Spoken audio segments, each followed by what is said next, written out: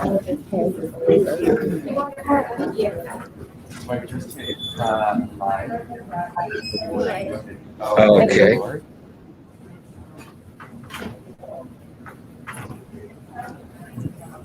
Thank you. Just turn the top one around. So I guess I should probably.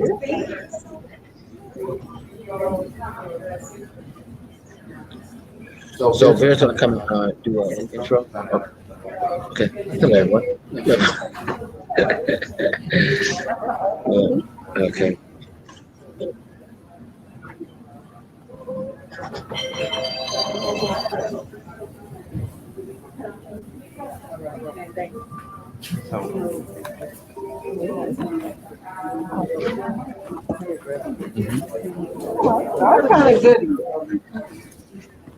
You're gonna need that stress ball. That's the most important thing up there. It's a stress ball. Yeah. Some things I have one in each hand. Good afternoon. Thank you for joining us at Community Book Center on what is World Sickle Cell Day. Today we are honored to have Jennifer Fletcher, licensed master social worker, and Dr. Corey Hebert, the doctor of the people, here signing their new book, Sickle, Awakening the Truth About Sickle Cell Disease. And again, as I said, today is World Sickle Cell Day. They will be here until 2 o'clock signing their books. But in the meantime, you're live and we're live and you can tune in. And then afterwards, you can come by and get your copy and they'll be glad to sign it. Again, thank you for joining us. We also want to let you know that in honor of World Sickle Cell Day, our neighbors, Son of a Saint, who are next door, they're holding a blood drive. So we need you to come out and donate blood during this World Sickle Cell Day. Thank you, and let's get it on. And you can say that again for the people that are on this Facebook Live. Yeah. Welcome. Book Center. We're celebrating World Sickle Cell Day with Dr. Corey Hebert and Jennifer Fletcher.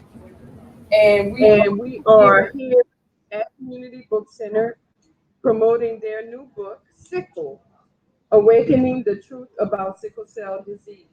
And we want you to come by after this presentation, or you can come by during this presentation and get your copy of the book signed and autographed especially to you or someone that you know. We also have a blood drive going on next door with our neighbor, Son of a Saint. They are doing a blood drive because the blood supplies are very low and we need everybody to do their part. And as soon as I take a break and give me something to eat, I'm going to try to go over and donate myself. So join me. I challenge all of y'all to come over and support the Juneteenth activities on Bayou Road. We also have the baby dolls down the street. We saw those baby dolls.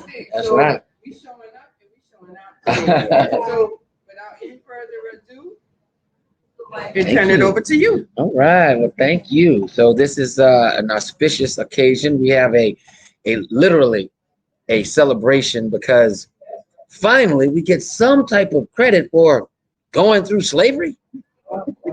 I mean, can you imagine what I could have done if I had 400 years of free labor? That all I had to do was just make you work from sun up to sundown. And if you didn't do it right, I'll kill you. And if I need some more, I'll just rape you and make some more.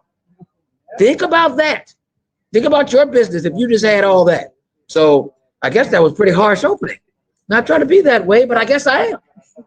So with that being said, we'll introduce on a lighter note, Jennifer Fletcher, my co-author of this book. And Jennifer, I always have to, have some deference to Jennifer because she came up with the idea of this book because she has a daughter, Zoe, who is the most beautiful little thing, and she has sickle cell disease. And she has had a time with this. And as a parent, you know, Jennifer has had a time with this, and she had nothing, no resource to go to say, what am I going to do? How am I going to handle this? And it pushed her over these years. Her daughter is what, 11 now? You know, over these 11 years, say, what am I going to do? And then she stumbled across me. Probably a bad idea. Stumbled across me, and then we put this together, and here we are with the book to give people the ability to know exactly what they need to do. I mean, of my patients over 25 years, 97% of them, when they first got the diagnosis, their child got the diagnosis, they had no idea what I was telling them because they didn't know their sickle cell trait status. They didn't know anything. So I'm going to turn it over to Jennifer, and then we're going to have some interaction here with the group. Maybe people can ask some questions, but I'm going to throw it to Jennifer so she can say her piece. Well, happy World Sickle Cell Day and happy Juneteenth. We are so happy that you guys, all of you, in person and virtually on Facebook, are able to join us. And like Dr. Hebert said, this is a very important cause. And I think the main message that we want to get out is for people to get your sickle cell trait status, know that, because that's the only way that we are going to prevent sickle cell disease. So, like Dr. Hebert said a few minutes ago, I wrote this book because as a caregiver, a new mom, I got a phone call from the pediatrician, and she told me the devastating news that Zoe had sickle cell SS. And the more I started to research, the more I found that there was not any real information available outside of medical terminology and journals and whatnot. So it was nothing in layman's terms for parents like myself who, and probably the average person who doesn't understand medical terminology. So the goal here was to, one, try to educate you guys on the importance of knowing your sickle cell trait status, but also to just kind of put some information out here for new caregivers and parents and even healthcare providers, because some healthcare providers don't know how to care for sickle cell patients. So it's something here for everybody, and everybody can definitely learn something from this book. So I encourage you to get on Amazon.com. You can visit sicklepower.org. And if you click the yellow button at the top, it'll bring you straight to Amazon to purchase the book. So I encourage everybody to get a copy, read it, so that we can have more dialogue and we can start to meet people where they are and get this message out so that we can start to know our sickle cell trait status in order to prevent sickle cell disease. Yeah, absolutely. And I'm going to say this because it's really important that everybody that's out there right now listening, please press share. Let's host a watch party, because this is something, when I'm about to tell you this is going to be so compelling to you. There's 4 million people out there with sickle cell trait. 4 million. One of the number one causes of death in America, death, is if you are going to be in a new military recruit. One of the number one causes of death in new military recruits is sickle cell trait, not disease, trait. There's 16 young black men that have dropped dead on the football field in America. 16 from sickle cell trait. It's such a serious thing that the NCAA, you have to go through all types of screening before you can play football in college because of these deaths from sickle cell trait. So if there's 4 million people out there, you don't even know if you have sickle cell trait. Right now, you're sitting next to somebody, ask them if they know if they have sickle cell trait. They don't know.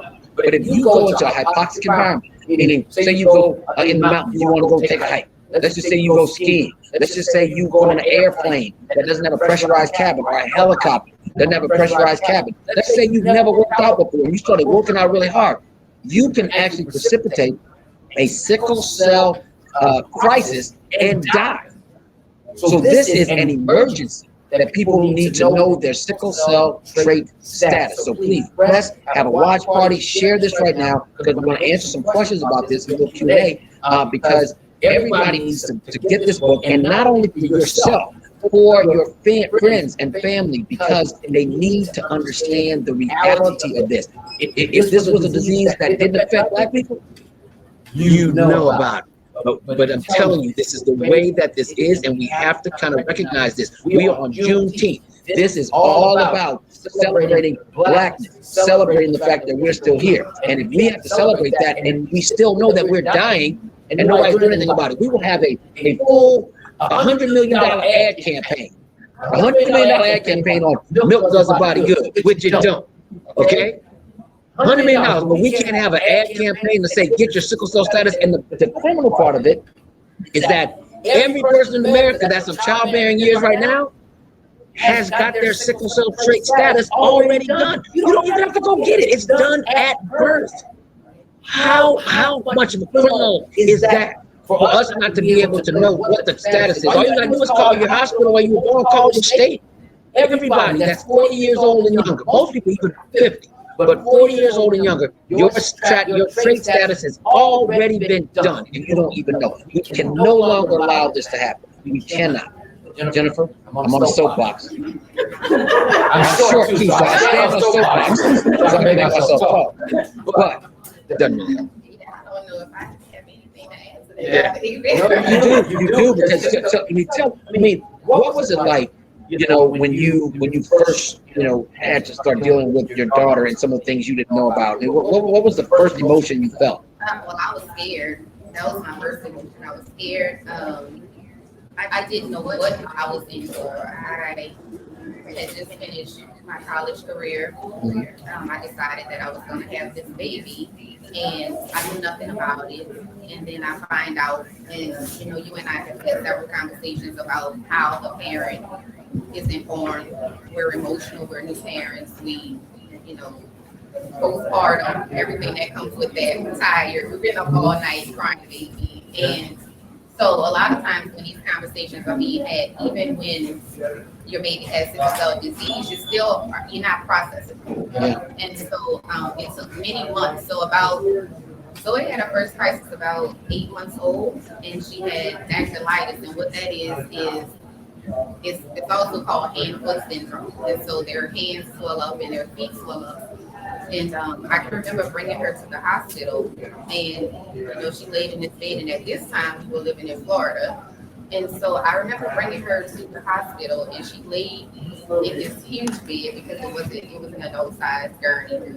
And they searched for veins and so they finally got it. And the look on her face when that morphine hit me broke my heart. Yeah. Because she literally went from screaming out in pain to basically being in zombie mode.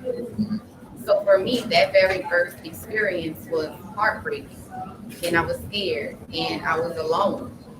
Most caregivers who have kids with sickle cell, most of us are single parents, and that's just what it is. Statistics show that.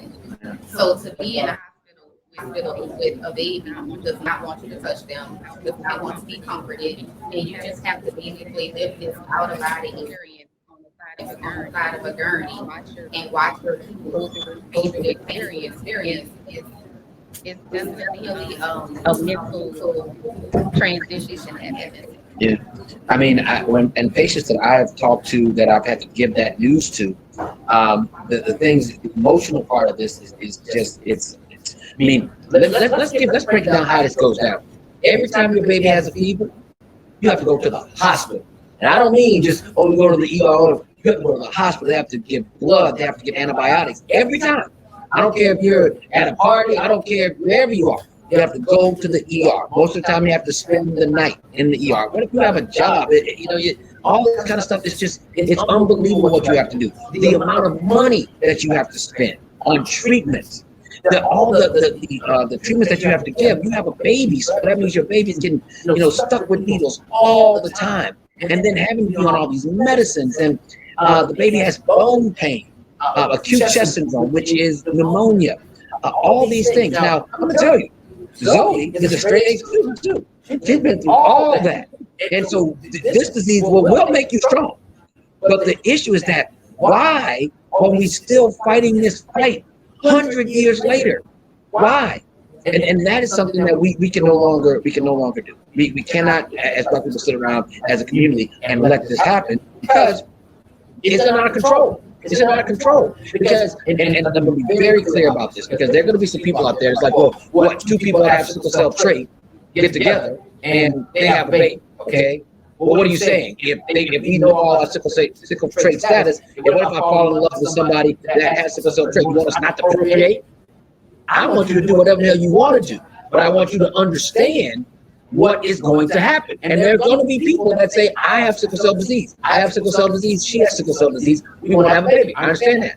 But over 90% of people, they don't make that decision. I just want people to have an informed decision, get genetic counseling so they can know what's about to happen. Start saving up some money, start saving up your emotions, start getting some counseling, because this is going to be a life-changing experience for you.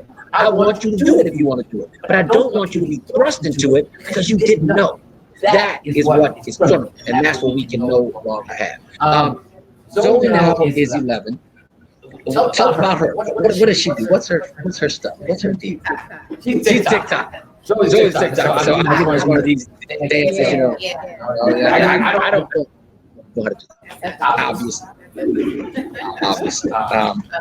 But Zoe's amazing. She, she makes really great grades in school. She has friends. She does gymnastics. She loves to swim. She's your average 11-year-old with sickle cell disease. So some days are not great.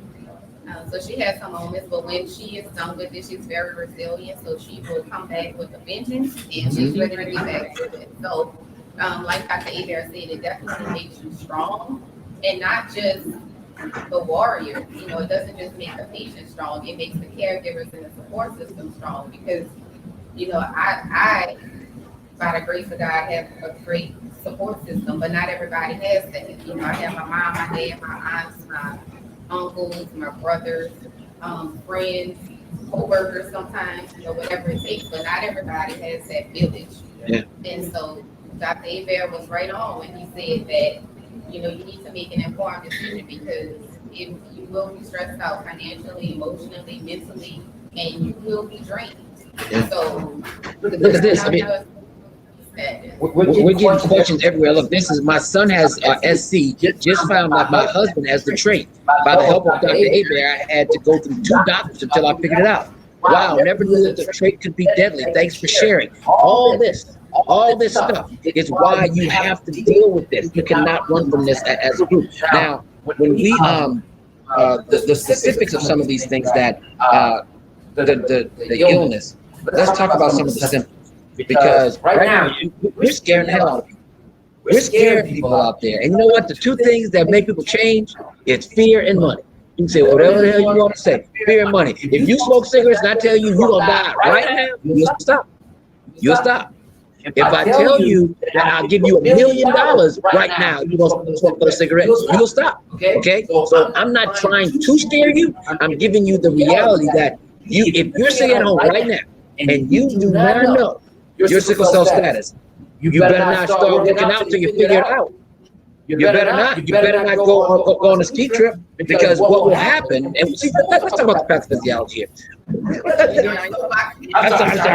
Okay, let's figure out why. Okay, why does this happen? So first of all, I was in medical school. This is a great story, so make sure you press share, because it's a great story. So I was in medical school, and we were learning about, in biochemistry, the inborn errors of metabolism.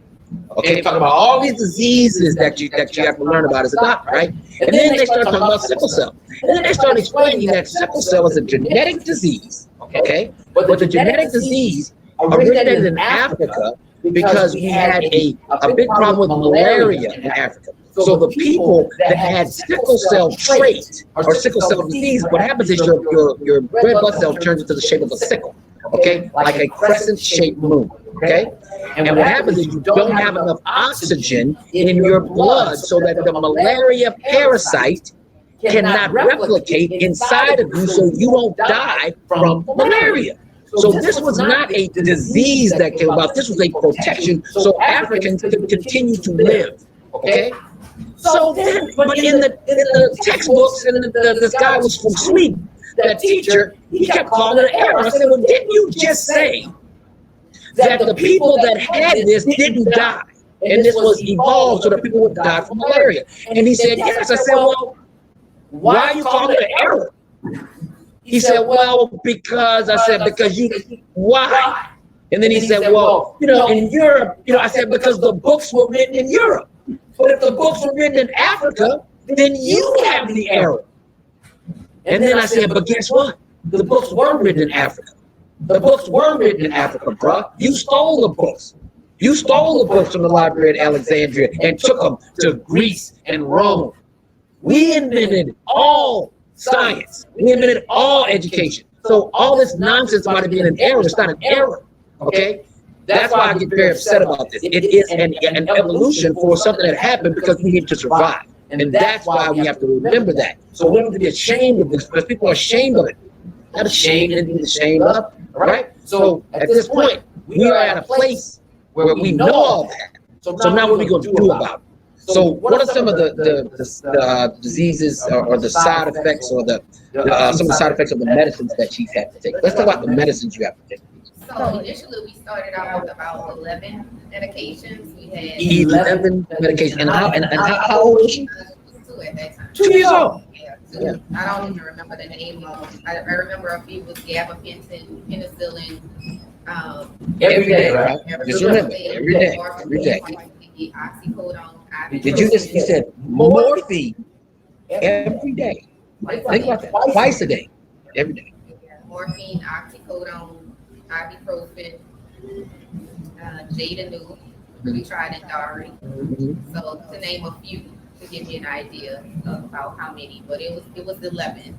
And so now, Zoe has started doing monthly blood exchanges. So now we're down to 1 medication, which is Jadanu, which helps to level her ferritin levels, so that which is like iron. Yeah, her iron levels. So she has to get blood transfusions every 30 days. A blood transfusion. Yeah, that'll mess up a vacation more. That'll mess up a bank account. But if she did not get that, the reason how we came to that is because at 42, after 42 diagnoses of acute chest syndrome, which is a acute chest syndrome is like a life-threatening pneumonia that she could have got 42 times. All right, let's be honest. Right. So after 42, I stopped counting. I think it was more than that, but that was the next step because otherwise, other things can happen like a stroke. So we had to do preventative measures at that point. So which was the blood exchanges. So by the grace of God, it's been 2 years, pain-free, hospital-free. So something's working. And I will tell you, I tend to think maybe it was me. Because since I have known her, that child has not gone to the hospital. That's true, isn't it? Okay, never mind, it wasn't me. But I don't think it was related. Oh, okay, all right. But I mean, it was a hard thing for her, and I've never known Zoe to be sick. I've never known her to be sick because Jennifer's always taken such good care of her, and as she's gotten older, she was able to have some feedback and say, "Mama, this is what I feel. This is what I don't feel. This is what I want. This is what I don't want." And Jennifer has been very. I remember talking to you. You've been very open about letting her make some of her own decisions. But let's go one step further. Let's say you are a 21-year-old black man with sickle cell disease. It ain't cute no more. See, when you're 3, my bones hurt. Everybody's like, let me help you. When you're a big old 21-year-old black man walking into an ER talking about you want some morphine, what does that look like? Drug-seeking behavior, doesn't it? So what does that mean? That means that they're going to put that on your medical record that you are a drug addict. You'll never be able to get insurance. You already have difficulty getting insurance. You're already in such pain. Nobody can take care of you. Where do you go? Psychologically, that's a really tough time. And then there's a disease called cystic fibrosis. It's similar in not in any way like it's more of a lung condition, but it's mostly white people, white babies that get this disease. And you're tested for that at birth too, all right? Cystic fibrosis.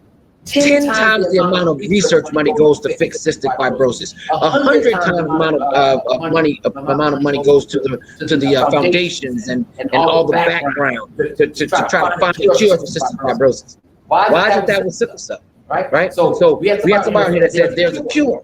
There was somebody that said there was a cure, and somebody in Mississippi. There are a couple of cures, quote unquote, that are out there. Okay. A couple of cures. One of them is bone marrow transplant.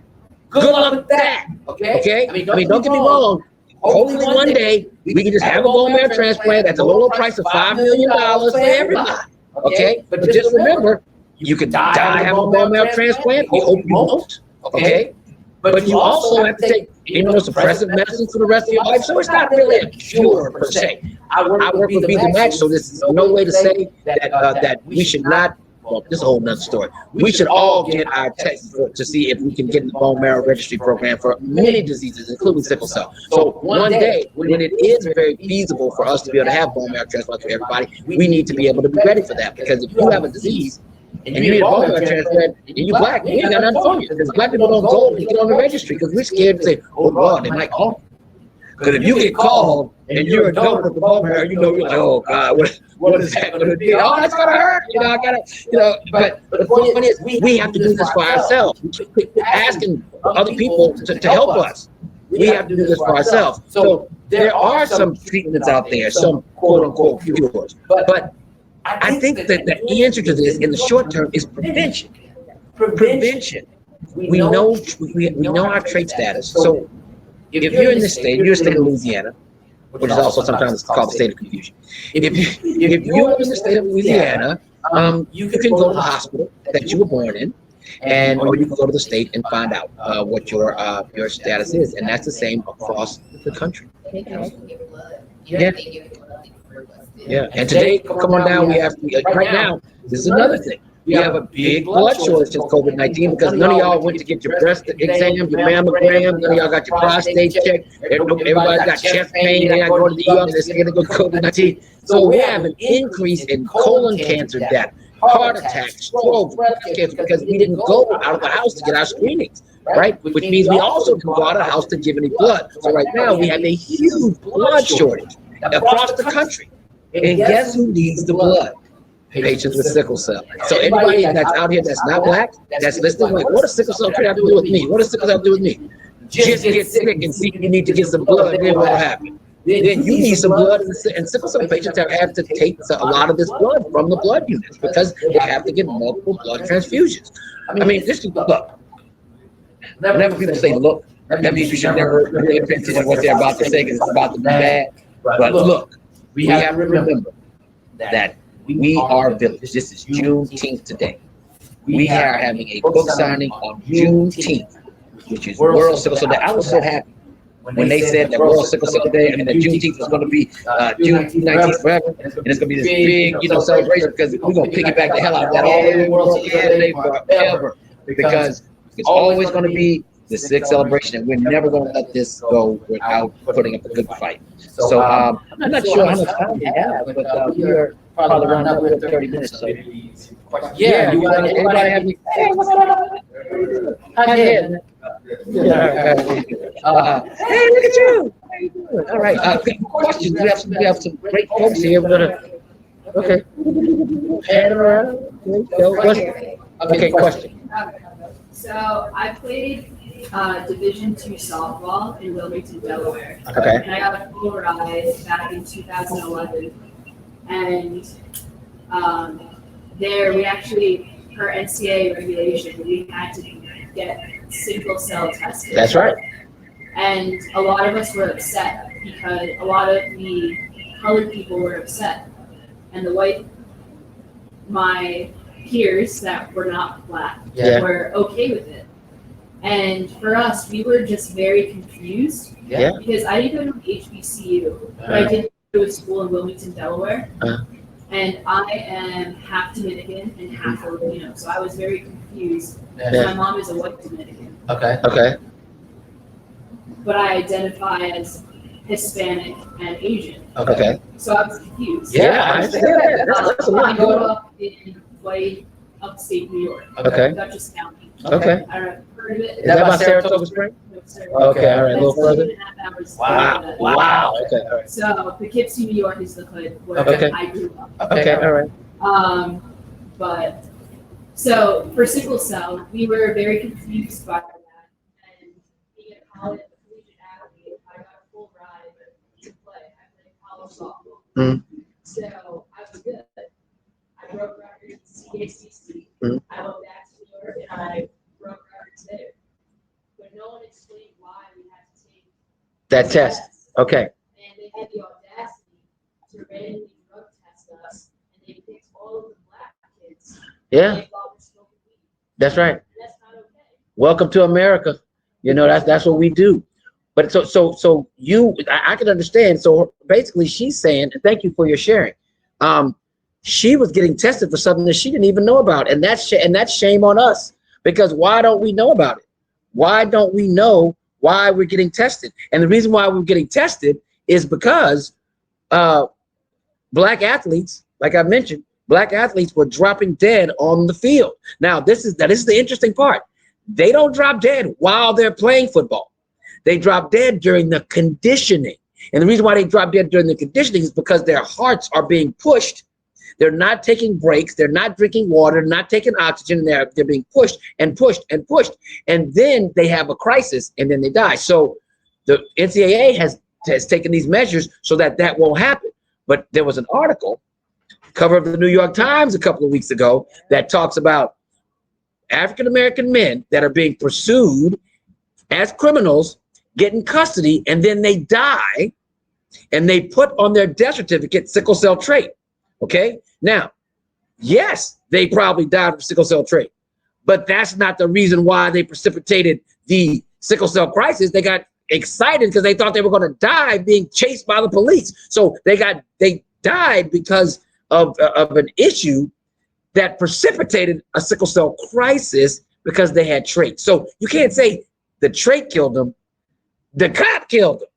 Okay, so we, in that pursuit, all right, and like I said, we have to tiptoe across that line, because if you're running from the police, whether you did something right or did something wrong, you still run it. But the point is, we can't just lump that all together. So there's all the folks that are out there that now know that sickle cell trait can kill you. Then you need to make sure that you get checked out and get your husband, your wife, your children, go find out, because it is a very, very serious thing. Very serious thing. But that's why. Question, yes, ma'am. Yeah, what about the kids that Yes. Yes. You want to address that one? I do actually. I have a story about that. So Zoe, Repeat the question, sir, back here. So the question was, what happens with kids who lose their organs, their gallbladder, spleen, things like that? So I actually have a story about Zoe and her gallbladder. So I guess for about 5 months, about 5 months, we were back and forth to the hospital, back and forth. And she had the x-rays, she had the ultrasounds, she did all of these things, and it was overlooked every single time. And so we went to the hospital, and guys, we were in the hospital literally. We would be in there for a week and a half, 2 weeks, go home for a week, go back for 2 weeks. And so this went on for some months. And then we went to Children's Hospital through the ER, and another doctor ate there, an older doctor ate there. Older? Yeah. Can you believe it? Drewby. His name is Drewby, which is yeah. But it's a little getting used to, different fellow, but brilliant. So he said, we want to do a casting. And so at first I was a little reluctant because she was already so little, had already been through so much. I'm like, oh God. So anyway, I agreed to go along with it, and we went through, and I stepped outside to make a phone call, and I think my aunt was with me at this particular visit. And so she called me and she said, I want to talk to you. And so when I went back in, Dr. Hebert looked at me and said, your baby is full of gallstones. She's full of gallstones. And so they didn't want to do surgery immediately. So they sent her on with some medicine. And before we could even get out of the car good, we were headed back to the hospital. Yeah. So my point is that she got her gallbladder removed, but she was fine. In most sickle cell patients that have to have their gallbladder removed, typically they're okay, because these are not things that they necessarily need, to have in their body to survive and be healthy. So that was a great question. So, So yeah, and so with they have gallbladder issues, big time, and then they have spleen issues. And so this is one of the things I want people to understand too. When you have sickle cell disease, you have an issue with the sickles, the cells that are sickled, clogging up the arteries. They're clogging up the arteries, the arterioles, the very small arteries. And what happens is, if you can't get blood to an organ, then the organ doesn't operate well. So when you have a spleen, the blood cells cannot get out of the spleen because they are sickled and they're kind of clumping together. So your spleen doesn't work very well. So like, well, why do they get infections? Well, it's a little bit complicated, but bear with me. when you have your spleen is in charge of opsonizing bacteria so that you can kill the bacteria in the body. And if your spleen isn't working well, then you can't kill bacteria that have capsules on them. And those capsules are bacteria that cause overwhelming pneumococcal sepsis, which is a death sentence, as well as disease that causes meningitis, Neisseria meningitidis. Okay, so what happens is that you don't have your spleen, and that's why people with sickle cell have to take antibiotics every day, because if they don't, and they get that one of those bacteria, then they can die in a matter of hours. So that's why they have to take that medicine every day. And then over time, the spleen doesn't work because the blood vessels are so clogged with sickle cell, they have what's called a splenectomy. They have to take out the spleen, and most of the time it's an autosplenectomy, meaning that it just won't work anyway. And so they have to take the spleen out. And all that's happening before you're 10 years old. I mean, and so when you look at people that want to have children, as long as you know what's possible, because let's look at we're going to do the amount of the statistics. So basically, if two people have trait, the odds of you having a baby with trait, you're going to have a baby with trait, okay? But you could have a 25% chance of your baby having disease, okay? So some people just take that chance, and I'm okay if that's what you want to do. But if, let's just say, in my experience, we have 90% of people that did not know about any of this at all before they had a baby. They have 100,000 people in America with sickle cell. That means in 10 years, 20 years, we can cut that 100,000 down to 20,000. Because some people will say, I don't want to do that.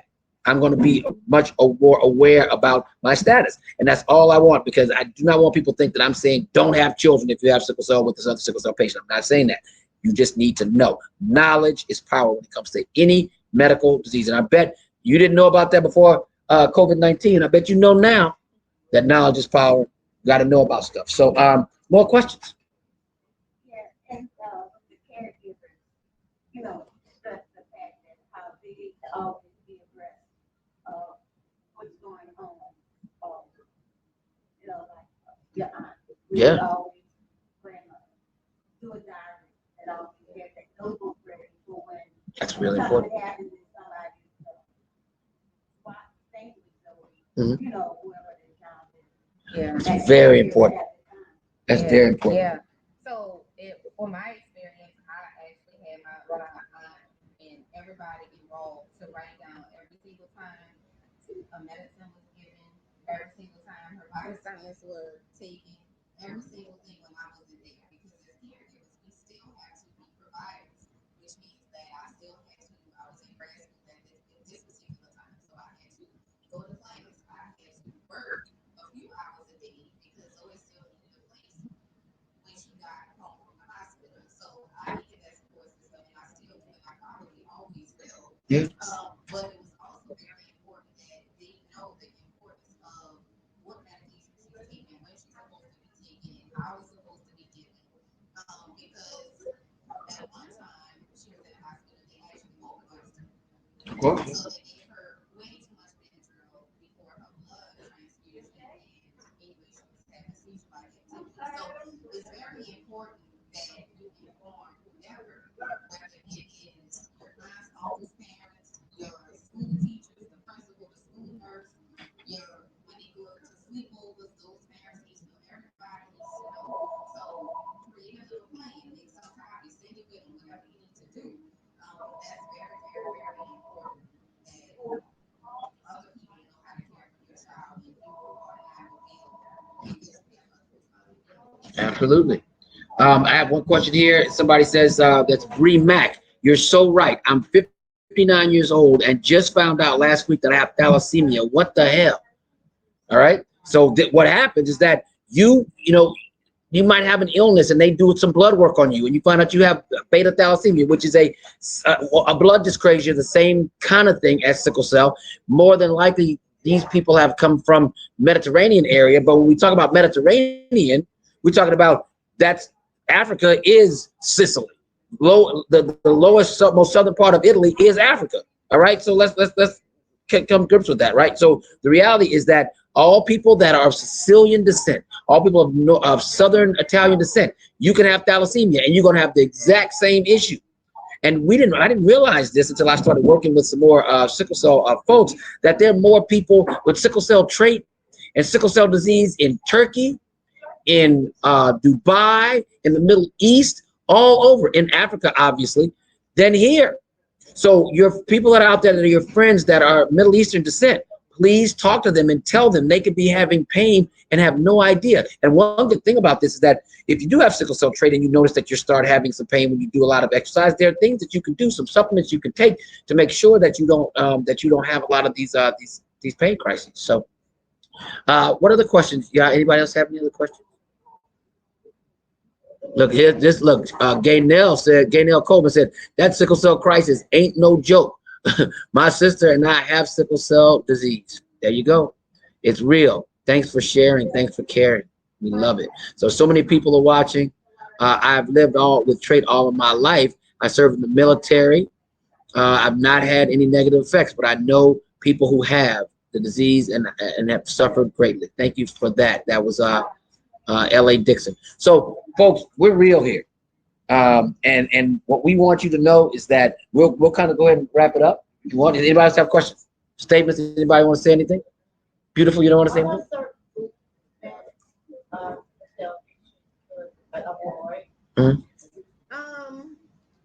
Anti-inflammatory foods is good. A Mm. lot of vegetables, fruits, Yeah. things like that. So Dr. Hebert would probably be better Yeah. with his meal plan. His meal plan. Yeah, you gotta know about that kids meal plan. Don't run from it. Yeah. Yeah, we want foods that are high in folate, foods that are very high in folate, because folate is the precursor to you having red blood cell replication. So when you find out you have sickle cell disease, you got to take folate every day, folic acid every day. Doesn't that sound familiar? When you're about to have a baby, they want you to take folic acid when you start preparing your body to have a baby because of open neural tube defects. So anybody's out there thinking about that, make sure you start taking folate. But the reality is that we want any foods that are very high in things that are red blood cell precursors. So vitamins are good. Junk food is bad. Preservatives are bad. But that's across the board. You know, the question was, are there foods that you should avoid and foods that you should make sure that you take if you have trait or disease? And I think that's a really good question. Very practical question from a very practical young lady. All right. So Spence Summers up there, live in New Orleans, love community.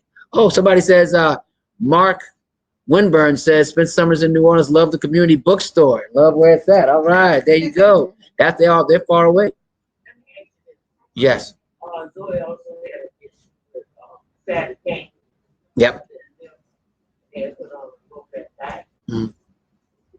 Yeah, so her daughter had a fatty liver and some fat accumulation around the pancreas. All of these things come from the fact that if your red blood cells, if you don't get enough oxygen to a tissue in your body or an organ, it doesn't work right and it's going to malfunction. And as it starts to malfunction, then you're going to have all these types of problems. And that's why we have to, make sure that they take the medicines that they need and do the transfusions. And one thing we talk about as far as statistics, if there are 100,000 people in America with sickle cell disease, and there's 320 million people in America, and that means there's, the percentage of doctors are very, very small as well in that 320 million. So the odds are, if you have a patient with sickle cell crisis and they go to an ER, that doctor will have never taken care of a sickle cell patient, ever. Okay, so that's why if you're in a place where you feel very uncomfortable, meaning like you're on vacation or something, your child or your friend or your family has sickle cell crisis, make sure that you call the hospital before you get there. Tell them that you're coming. Tell them to call the hematologist, because they are not going to take you seriously probably when you get there, and they will have never taken care of you, and they could cause a problem where you could lose your life. Okay, so you need to make sure of that. And our book is available on Amazon. It's a really good book to give to anybody, because in America, at the Community Book Center, okay. And look, we have a full setup over here. You can come down today and get your. We're having a book signing today. It's Juneteenth. Come down here today, get your book signed by us. The lady who came up with the idea, and my support to help her through it, and then we'll do that for you. And we're really excited about, and we want to thank Vera, who is the owner of this community book center, and we just thank you so much for that. And Thank you all for coming. We are more the time appreciative for the information that you all shared with us today. Each one will hope that so that whatever you learned today, you will share it with someone else. And then it with someone come by and get an autograph. Come by and get an autograph. You can share that, and tomorrow you can share that with tomorrow's Father's Day gift. This will be a great Father's Day gift. You can share your Bridget Day. Paul Rand, we in New Orleans. Paul Rand, we in New Orleans. Okay. Paul Rand. Everybody. So they say lottie-dottie and everybody. And we're on Bayou Road. And we're on Bayou Road. 2523 Bayou Road at Community Book Center on historic Bayou Road, also known as the Black Wall Street of New Orleans. You can come by and not only visit Community Book Center, but there are many other Black-owned businesses on Bayou Road who are celebrating Juneteenth today. And we celebrate Juneteenth every day. That's right. So come on by. And next door, Son of a Saint still has their blood drive going on. So roll up your sleeves or pump it up for sickle cell. Today is World Sickle Cell Day, and we appreciate you coming. Up next, we will have Tracy Taylor, author of And I You.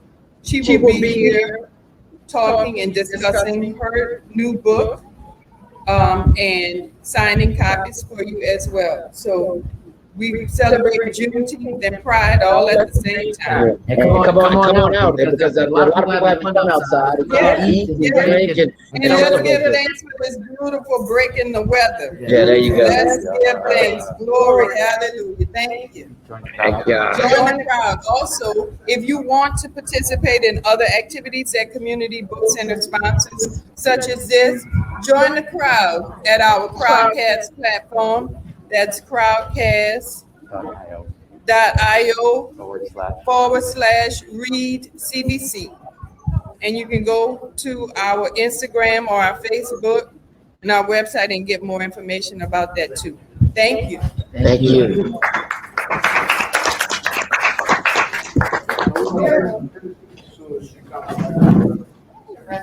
Right.